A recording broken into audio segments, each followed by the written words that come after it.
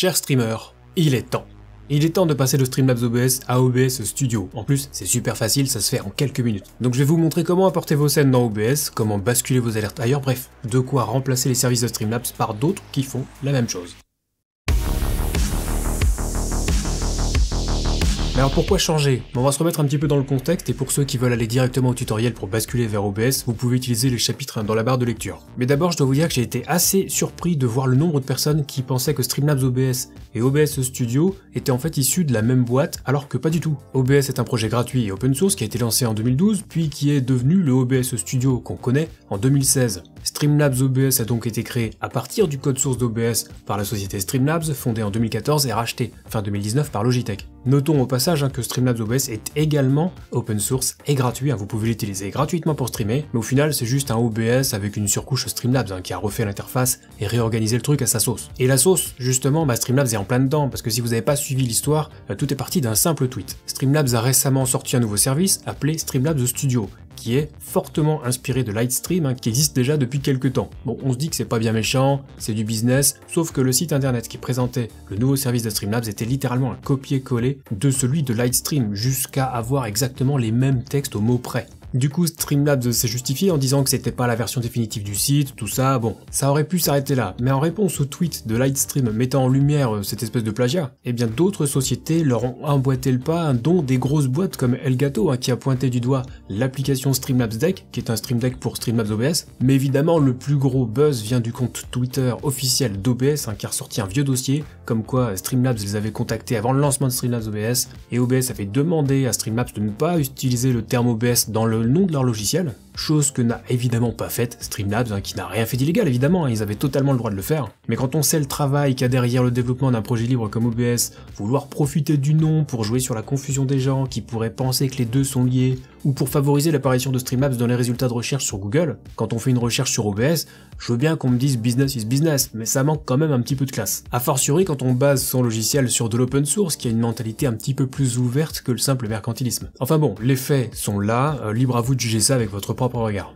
Et donc après toutes ces histoires, Streamlabs a décidé de changer le nom de son logiciel qui est bien parti pour s'appeler désormais Streamlabs Desktop. Au passage, StreamElements a annoncé qu'ils allaient changer le nom de leur plugin OBS.live, mais dans une démarche du coup un petit peu plus saine quand même.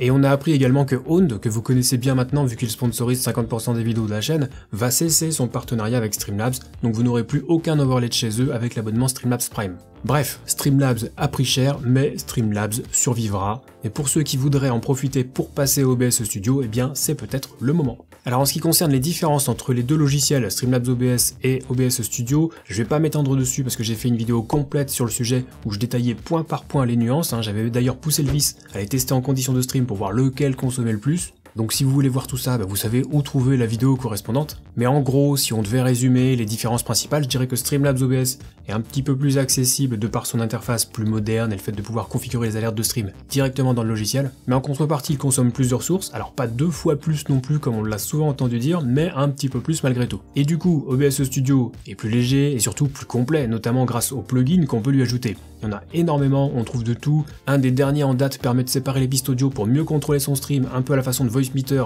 J'ai fait une vidéo dessus il y a 2 semaines, elle a déjà plus de 20 000 vues pour vous dire à quel point le sujet intéresse les gens. Et d'ailleurs un autre plugin sympa, c'est celui de Owned qui sponsorise la vidéo et qui a développé le plugin Owned Pro pour OBS que vous pouvez installer en quelques clics seulement et qui vous donne accès à plein de fonctionnalités que j'ai détaillées dans une vidéo il y a quelques temps. Pour encore plus de fonctionnalités, vous pouvez vous abonner à partir de 12 € par mois, c'est dégressif si vous vous abonnez sur une période plus longue. Vous pouvez aussi essayer la version gratuite, mais c'est surtout qu'avec l'abonnement vous aurez accès à tous les thèmes et overlays de votre choix, il y en a plus de 400, idem pour les alertes, il y en a plus de 400 et vous pouvez absolument tout tester. La plupart des éléments sont d'ailleurs disponibles en français, vous avez par exemple la possibilité de récupérer le pack de stream Zero Absolute Gaming développé en partenariat avec Owned, pourquoi pas. Si ça vous intéresse, je vous laisserai mon lien affilié dans la description juste en dessous et un lien vers la vidéo pour tout savoir sur ce plugin Owned Pro. Et n'oubliez pas que vous pouvez utiliser mon code de promo TomTom pour bénéficier de 50% de réduction sur les abonnements annuels à Owned Pro. Alors je sais que vous allez me dire que je suis pas objectif parce que c'est un sponsor, mais perso Perso, je trouve que ce que fait Owned est vraiment qualitatif, hein, sur tous les plans, ils essayent de se développer pour se faire une place dans le monde du streaming, et voilà, je le dis, hein, je suis vraiment super content de pouvoir les soutenir à ma façon. Bon, et donc maintenant, on va importer nos scènes depuis Streamlabs OBS vers OBS Studio, c'est incroyablement simple. Dans OBS Studio, je vais dans le menu collection de scènes, je clique sur importer, et là, OBS va automatiquement détecter les scènes des autres applications comme Streamlabs OBS. Si la fenêtre est vide, vérifiez bien dans le menu général, section importateur, que vous avez coché la case rechercher des collections de scènes dans les emplacements connus. Bref, je vais choisir simplement les scènes que je veux transférer, je clique sur importer et c'est tout. Maintenant dans le menu collection de scènes, je trouverai par exemple la collection rétro avec toutes mes scènes. Alors il faudra peut-être remettre votre webcam, reconfigurer le micro dans le menu audio, et les fichiers texte et les labels bug un petit peu si vous utilisiez Streamlabs. Pour réafficher les textes, c'est facile, hein, vous double-cliquez sur la source texte, sélectionnez la police, cliquez sur OK et vous aurez à nouveau vos textes. Pour les labels, il faudra en plus cocher la case lire à partir d'un fichier et aller chercher le fichier correspondant à votre dernier follower, votre dernier sub, etc.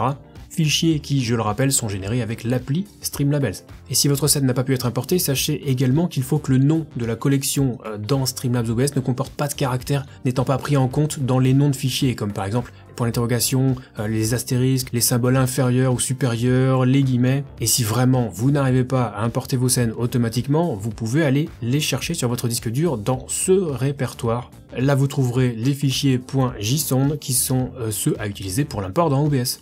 Franchement, c'était facile, hein, je vous l'avais bien dit. Et si vous êtes arrivé jusque là, profitez-en pour laisser un petit pouce bleu, vous abonner à la chaîne et activer la cloche, ça ne vous coûte rien et ça me soutient énormément, cordialement. Alors si vous voulez en profiter pour basculer vos alertes de Streamlabs vers un autre service comme Streamlabs, bah c'est pareil. C'est simple, a fortiori si vous utilisez le navigateur Chrome, et au besoin vous pouvez le télécharger juste pour ça, hein, parce que vous allez voir que c'est ultra pratique. Donc d'abord assurez-vous d'être connecté à votre compte sur le site Streamlabs et sur le site StreamElements. Sur le site Streamlabs, vérifiez que vous avez bien le bon profil pour vos widgets et alertes, c'est très important. Ensuite, dans votre tableau de bord sur StreamElements, cliquez sur votre photo de profil, puis sur Importer et enfin sur Streamlabs.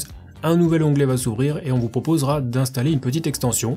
Et bien faites-le, et une fois qu'elle sera installée, cliquez sur son icône, vous aurez le choix entre importer les alertes, votre historique des donations ou les deux, et enfin cliquez sur le gros bouton, vous attendez un peu et c'est fini. On peut aller vérifier dans la foulée dans nos overlays sur StreamElements que tout est bien importé correctement, il suffit d'ouvrir l'overlay correspondant à nos alertes fraîchement importées et de cliquer sur le bouton Emulate. Tout fonctionne, c'est parfait. Et si jamais vous voulez intégrer le widget d'alerte dans un autre de vos overlays sur StreamElements, eh bien sélectionnez-le dans la colonne de gauche, puis cliquez sur l'icône dupliquer, choisissez l'overlay où vous voulez inclure vos alertes et c'est terminé, on n'en parle plus.